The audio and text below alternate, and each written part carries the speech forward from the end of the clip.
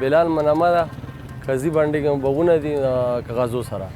او د امرودو مسله ده ډېره زیاته د اوړي سیزن شروع شي بغونه شپږ لکه کې والو پنځه لکه کې او د ګډې بیماري ډېره زیاته ده نور د پیشې والا چینجي والا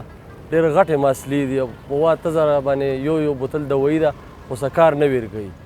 ډېر سخت بوغانان ټینشن کې اچولي دي چینجی خو داسې وي یو د نن سبا اوبو ډېر حالات خراب دی بندونو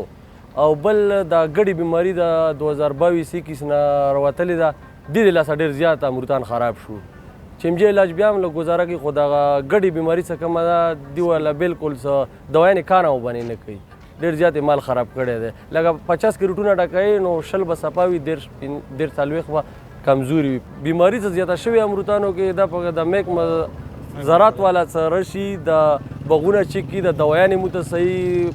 لکه صحیح ملاو شي نو امرود به مزدار وي موږ خواري به بې ځایه نه سي لکه ټول کم از کم کوټ کې سوره بوغانان دي ډېر سخت دي ګډې وجې نه ټینشن کې دي ما نام اسدالله دی جی زه د ممزوی علاقې والا یم د امرتانو کاروبار کوو کله څه لکه ژمي مال شروع شي که نه بیا صفا وي ژمي وجې نه مسله ته مېره شي که باغوانان غریبان سپریوان لکه ډېرې ده کوي خو دې علاج او صفا لکه رونو وتو که نه بس مسله دې جوړه دی د موسم هم هغه کېږي ورباندې که نه بدلېږي را بدلېږي که تاسو که خیال کړي پهله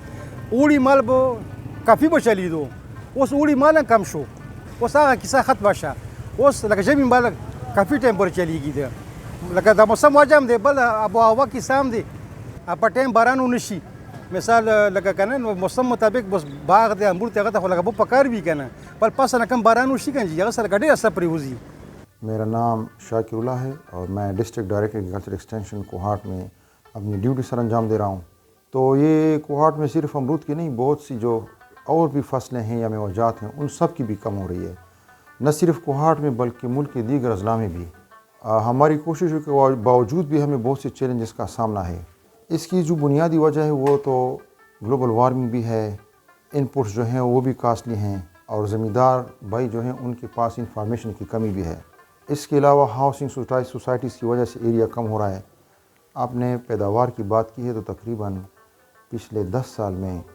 کوہاٹ کا جو ایریا ہے وہ 3000 ایکڑ سے کم ہو کے 2200 ایکڑ پہ آ گیا ہے امرود کا جو شیلف لائف ہے وہ بہت زیادہ کم ہے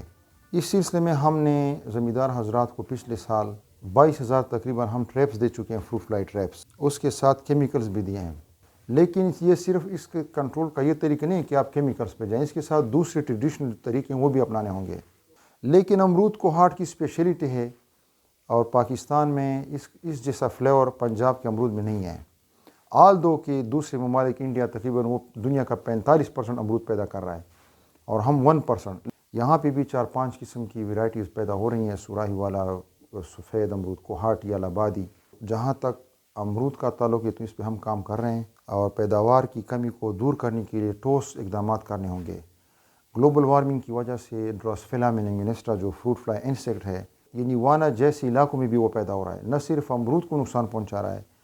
بلکہ جو قریبی اضلاع ہیں ہنگو کرک اور کوہاٹ یہاں کے دوسری فصل جیسے مونگ پھلی کرک میں ہو گئے یا یہاں پہ برنجل ہو گیا پیٹا کدو وغیرہ تو سب کو نقصان پہنچا رہا ہے تو موسمی حالات کے مطابق جنگی بنیادوں پہ ہمیں کام کرنا ہوگا اور انشاءاللہ اگلے ہفتے 10 دن میں ہم زمیندار حضرات کے لیے ایک گواہ پہ ٹریننگ کنڈکٹ کر رہے ہیں اس سلسلے میں ہم نے ایک بیسک ریسرچ شروع کیا ہے کہ جس میں 100 زمینداروں سے ہم انٹرویو لیں گے ان کے مسائل سنیں گے